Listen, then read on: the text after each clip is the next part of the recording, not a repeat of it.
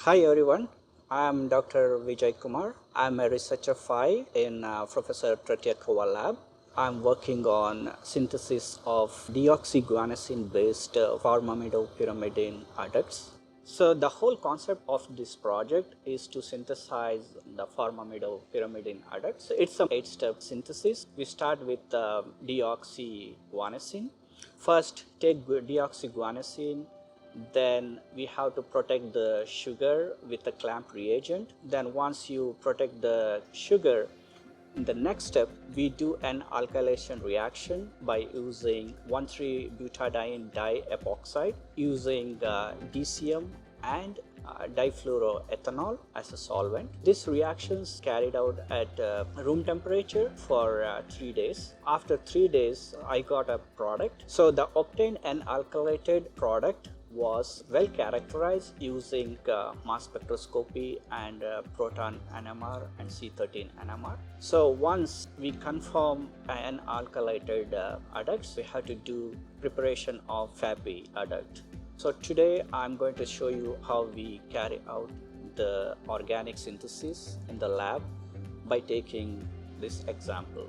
So before you start any organic reactions, first we have to make sure on lab safety. We have to wear gloves, goggles and lab coats. So that is the initial safety thing we should always keep in mind while you work in organic synthesis lab. So today I'm going to show you how to carry out an organic synthesis.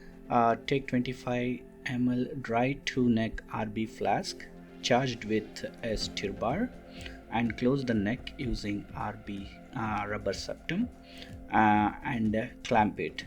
So once the RB flask got set up, I am adding an alkylated product which is obtained from the second step.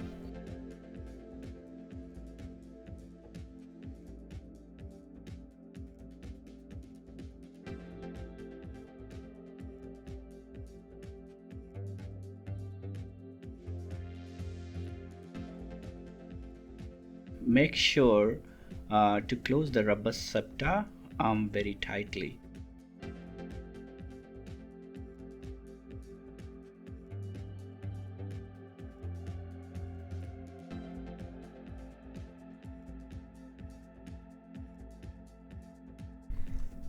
Generally in our lab we use slunk line to carry out moisture sensitive reactions, but today I'm using a balloon filled with argon gas.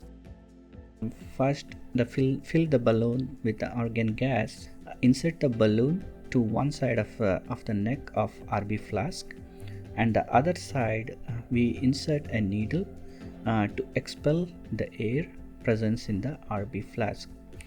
The argon gas should flush for at least 5 minutes, then take out the vent.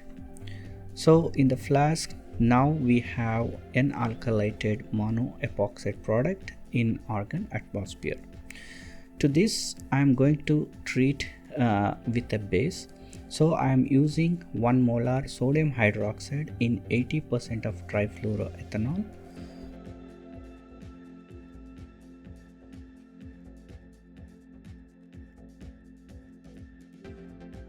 I am going to add 8 ml of this mixture.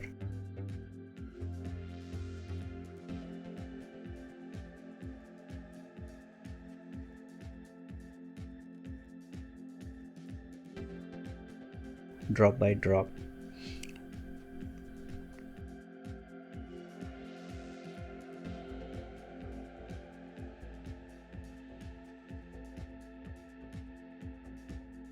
So after adding the entire solvent, the reaction mixture was allowed to go on for 30 minutes. The progress of the reaction will be monitored using thin layer chromatography techniques, that is TLC.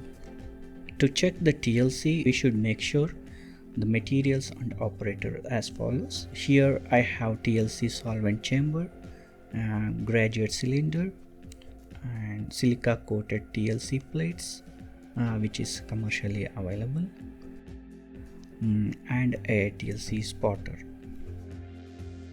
Eppendorf tubes, syringe with a long needle.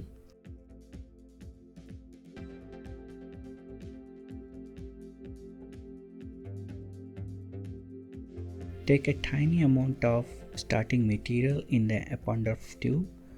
Dissolve in small amount of DCM. This will consider as a starting material for the TLC, and also in another Eppendorf tube, a small liquid of reaction mixture will be taken using the needle. So now I am going to spot TLC using starting material and the reaction mixture.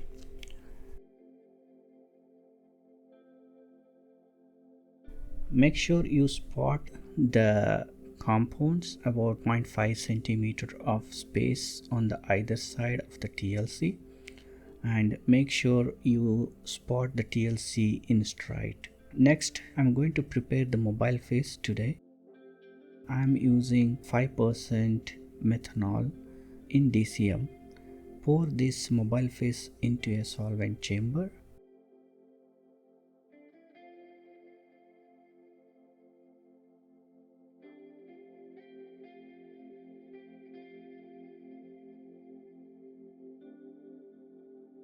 And allow to run TLC.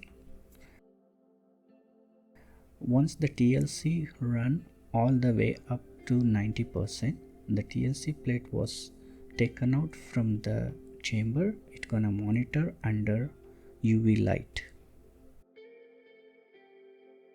So this is how the TLC looks like. We can see the starting material spot where it is a streak, and the other side we could see the product spot which moved a little lower than the reference, where we could see the change in the retention time. So this confirms the reaction happened and we have a product. The reaction is clean and the amount of byproducts is negligible. If we have multiple spots in the reaction mixture, we should do separation using column chromatography technique. But in my case, since I got a single spot, I am not going to purify it using column chromatography technique.